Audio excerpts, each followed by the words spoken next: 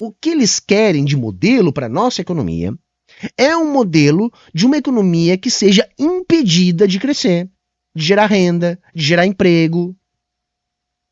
É isso. O Brasil crescer provoca pânico nessa gente. Pânico. IPCA, né? O índice de preços ao consumidor amplo, que é talvez o principal índice de inflação utilizado aqui como referencial no Brasil, registra deflação de 0,02 em agosto, a primeira deflação desde junho de 2023. Galera, assim, a gente não percebe deflação, tá, gente? Até porque, na verdade, não há, tá? É zero. Isso significa apenas que não há inflação, tá? E é muito ruim a gente ficar utilizando referência anedótica. Tem duas coisas ruins para a gente abrir esse debate, tá? Primeiro, é você achar que os preços não caíram na sua região, então, portanto, não há deflação. Você não vai notar preço cair. Em alguns lugares, você que faz compras no mês, que administra orçamento familiar, ou orçamento pessoal, é possível que você tenha notado que houve uma redução da aceleração dos preços. Eu, particularmente, notei isso sim. Eu percebo isso naquilo que mais causa impacto na minha vida. Mas a referência anedótica não é boa, tá, gente? Nós temos que confiar no IBGE, que é o nosso instituto, tá, de pesquisa. E não é o IBGE do Postman, que nem gostam de dizer os bolsonaristas. É o IBGE dos brasileiros, tocados por funcionários que prestaram concurso público, que foram nomeados, que são técnicos qualificados, que têm uma carreira. Então, o Postman pode sair, pode entrar, vai vir outro, vai sair, e o IBGE continuará sendo dos brasileiros. Tá? Então, não é acreditar no Postman, é acreditar nos profissionais que são os responsáveis pelo IBGE. E a gente não nota isso porque isso é, como eu disse, primeiro zero, então não é que os preços estão caindo, o que acontece é uma desaceleração dos preços, e isso é feito com base numa cesta de produtos. Tá? Mas por que, gente, que esse dado é importante? Por que esse dado é importante? Porque ele não é um dado isolado, tá? Porque ele não é um dado isolado na nossa economia. Significa que, mesmo com outros dados que, em tendência, pressionariam a inflação ainda não é preocupante. Mesmo que os grandes jornalões insistam que a inflação preocupa. E eles dizem isso para pedir um aumento na taxa básica de juros. Então vamos fazer aqui uma recapitulação dos dados que vêm saindo da economia para vocês perceberem como é maluquice advogar em prol de um aumento da taxa de juros no atual momento da economia brasileira. A gente viu, e eu noticiei isso aqui nos últimos dias, por exemplo, uma formação bruta de capital fixo, ou seja, aquilo que vai ser disponibilizado para o investimento e aumento da produção, maior do que o esperado. Um número surpreendentemente bom, de um dado que era bastante preocupante, porque não adiantava nada a nossa economia crescer sem haver o crescimento da formação bruta de capital fixo. Isso está acontecendo. A gente está com o produto crescendo acima do esperado. A gente divulgou na semana passada um aumento muito consistente, tá? De 1,4% no trimestre, superando em coisa de mais de 50% algumas das expectativas do mercado, entre 40% e 50% das expectativas do mercado. Ou seja, o mercado tinha previsões excessivamente pessimistas em relação ao nível de produto do Brasil e o nível de produto veio muito bom. A reação foi comemorar dos analistas de mercado? Não. Foi dizer, olha, isso é crescimento muito forte para a nossa estrutura produtiva, temos que cuidar a inflação que vai acelerar. Ou seja, com o dado do PIB, eles preveram uma inflação mais alta, eles previam um IPCA, né? Obviamente sem deflação e com alguma inflação, que não veio deflação. Vejam como é importante esse dado dessa pequena deflação. O mercado já vociferava pressão inflacionária em função dos dados do produto, e não só do produto, nós estamos com desemprego em mínima histórica. Então, com esse nível de emprego, com esse nível de produto, o resultado só pode ser inflação. Aí vem o dado da inflação. Surpreende mais uma vez, com um dado bem abaixo das expectativas do mercado. A gente já tem bastante artigo comentando que, na verdade, há uma rigidez de preços no Brasil. A gente tem que entender que a economia brasileira é muito indexada. Aliás, a indexação foi o grande problema da economia brasileira até a gente conseguir passar pela desinflação lá em 94. O grande desafio da nossa economia era desindexar. E a gente conseguiu lá com a URV. Só que isso não significa que a nossa economia passou a ter um baixo índice de indexação. Não, a nossa economia ainda é uma das mais indexadas do mundo. Por exemplo, gente, a economia brasileira, naqueles preços, tá, transacionáveis, aqueles preços das mercadorias globais, né, das mercadorias exportáveis, esses preços eles são mais suscetíveis à elevação dos juros para frear eventuais altas. Entretanto, no nosso setor de serviços, de bens não transacionáveis, mais ligados à economia local, nós temos um menor impacto da elevação da taxa de juros no sentido de frear a alta da inflação, justamente por causa do grande nível de indexação da nossa economia. O que eu estou querendo dizer aqui com esse economês, tá? Para você que não está familiarizado. O que eu estou querendo dizer é que o Banco Central tem quase que exclusivamente só um instrumento para combater a inflação no Brasil, que é a alta da taxa de juros. E aí, gente, os economistas keynesianos já diriam, quando tudo que você tem é um martelo, todos os problemas começam a se parecer com pregos.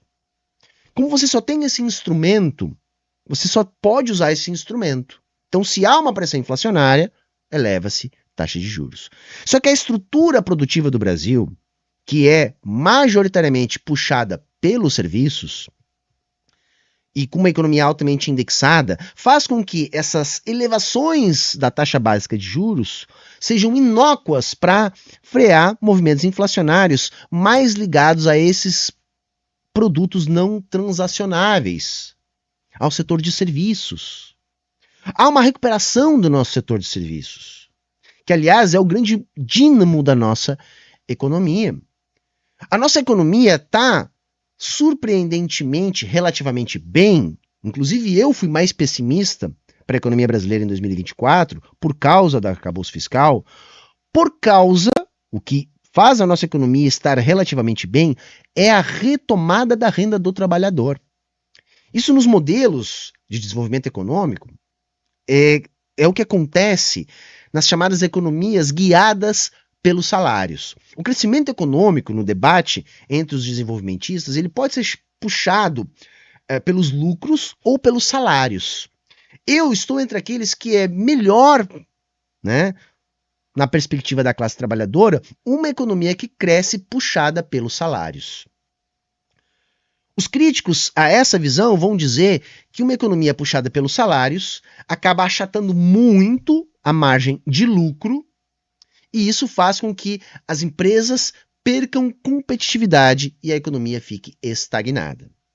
Eu discordo porque, com mais salários e uma estrutura produtiva tipo a nossa, guiada pelo setor de serviços, faz com que a gente tenha mais consumo das famílias, o que alimenta com demanda o nosso mercado interno e faz a economia crescer. Então, os dados positivos da economia brasileira, que vem surpreendendo a todos, inclusive a mim, vêm por dois motivos. Primeiro, o arcabouço fiscal não foi tão rígido neste ano. O Brasil conseguiu algumas brechas que permitiram o investimento público, muito aquém do que a gente precisa para um crescimento vigoroso, mas muito além das perspectivas mais pessimistas. E o setor privado, com a recuperação do setor de serviços, que não precisou muito, nosso setor de serviços estava muito pressionado nos últimos anos por uma economia anêmica, bastou a economia recuperar parte da dinâmica que o setor de serviços recuperou a sua dinâmica, inclusive com a elevação dos salários. A elevação dos salários não vem só dessa recuperação, vem também da redução do desemprego. Desemprego menor significa pressão inflacionária sobre os salários, ou seja, recuperação da renda. E essa recuperação da renda é que está puxando a economia brasileira nesse momento.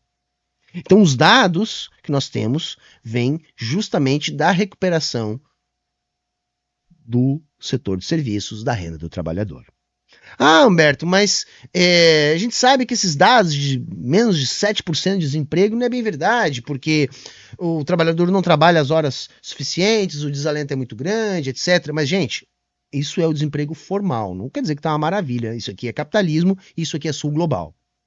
Tá? Então, longe de estar bom. Por isso que eu estou usando a expressão relativamente bom. Mas relativamente é bom sim. Nós estamos com desemprego abaixo de 7%, PIB já superando o crescimento dos 3%, nós vamos ter, tá? Também superando as melhores expectativas do mercado. A inflação está controlada, tá, gente? Porque vejam, o que o Banco Central fez no Brasil com a inflação é brutal. Estabelecer como meta de inflação 3% é surreal, gente. Se a gente pega toda a história do Plano Real, tá? Se não me falha a memória, porque eu não anotei, foram 2 vezes que nós tivemos inflação abaixo disso. A não ser em períodos de depreciação econômica, de crises, de pontos específicos. Nós vamos ter raramente uma inflação no Brasil abaixo de 3%, porque estruturalmente a nossa inflação é alta, por causa da indexação da nossa economia. Então, mesmo quando a gente tinha superávit ao longo lá do boom de commodities da primeira passagem do Lula, então a gente estava com superávit, porque a galera fala que a inflação é produto do déficit. Mesmo quando a gente sustentou longos superávites, séries de superávites, nós não tínhamos inflação abaixo de 3%. A estrutura produtiva no Brasil não permite que a gente tenha inflação abaixo de 3%, pois eles botaram em toda aquela bagunça, né, uma meta de 3%, que não foi corrigida. Foi estabelecida lá atrás, já de maneira pouco criteriosa, para ser aqui gentil, tá? E ela não foi corrigida. Claro, nós temos um sistema de bandas, né, para os limites da meta e, né, o nosso tripé macroeconômico determina que as bandas existem para serem usadas, para acomodar as oscilações. Então a banda não é uma coisa assim, tá ali, mas não é para usar. É o contrário, ela tá ali e é para usar. Portanto, o limite, né, da nossa meta de inflação é 4,5%. E nós estamos dentro. Com esse último dado, nós já vamos fechar aí uma inflação, né, em torno de 4,2%, 4,3%, abaixo, portanto, da meta de 4,5%. Que é o limite da banda. Então veja, nós estamos, contudo, ainda com uma inflação dentro da meta, mesmo com o setor de serviços crescendo em julho 1,2%. Então não há pressão sobre os salários, mesmo com a expansão do setor de serviços e com a queda do desemprego. Os economistas gostam muito de olhar para os núcleos da inflação, para saber se aquela inflação presente já indica uma inflação maior futura. Pois bem, os núcleos da inflação também estão bem ancorados. Quer ver um outro dado?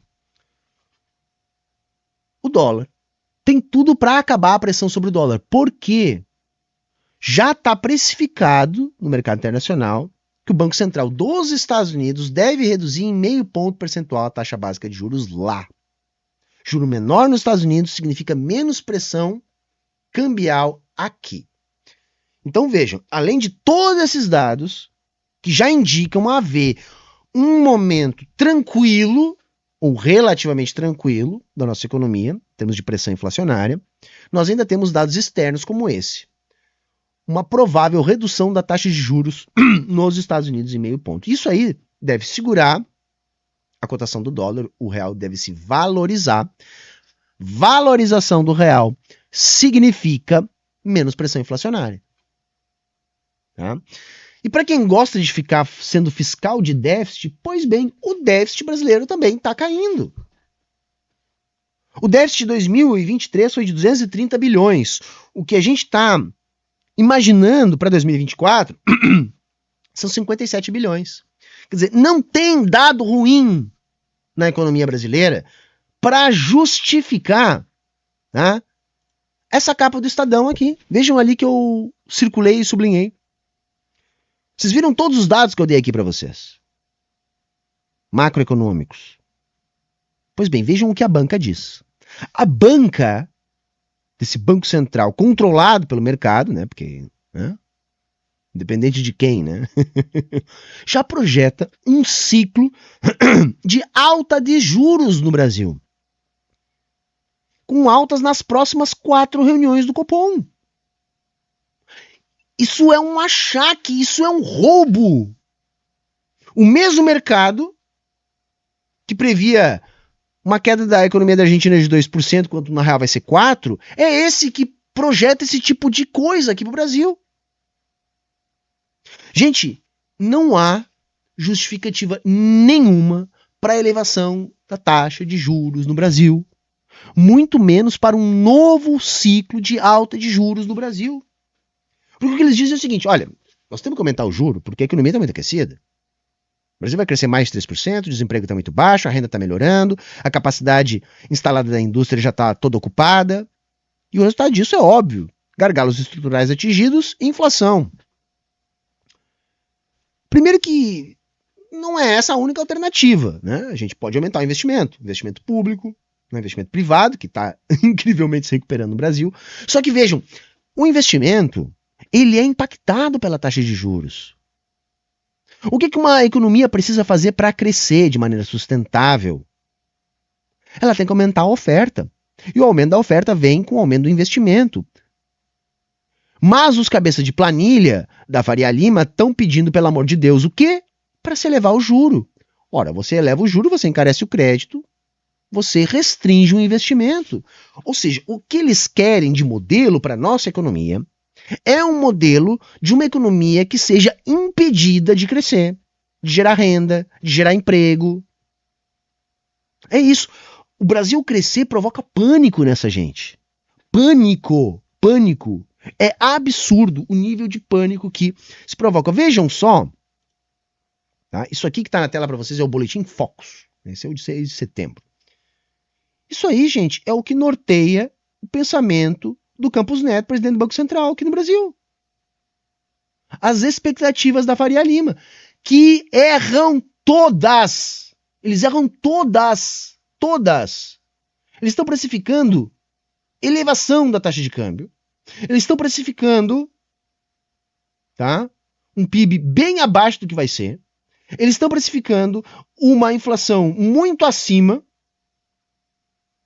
e principalmente uma taxa Selic de 11,25 antes aos 10,5 que a gente tem agora. Quer dizer, nós já temos hoje, no momento, a segunda maior taxa de juros do mundo.